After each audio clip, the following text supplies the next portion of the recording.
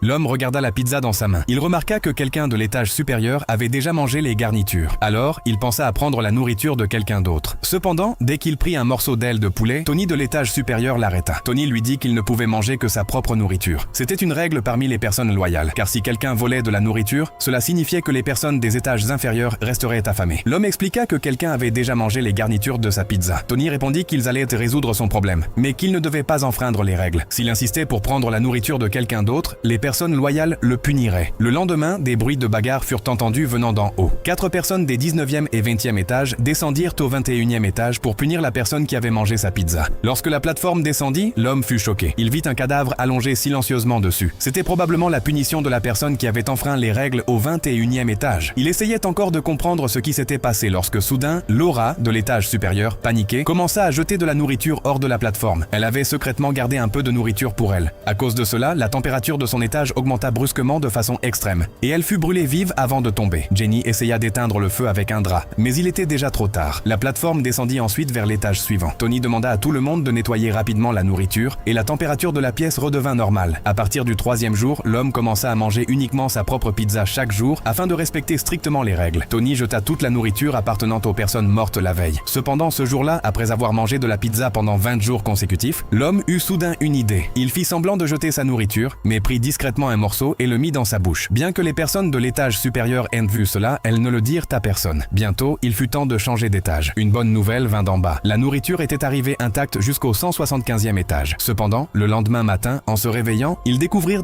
qu'ils avaient été déplacés au 180e étage.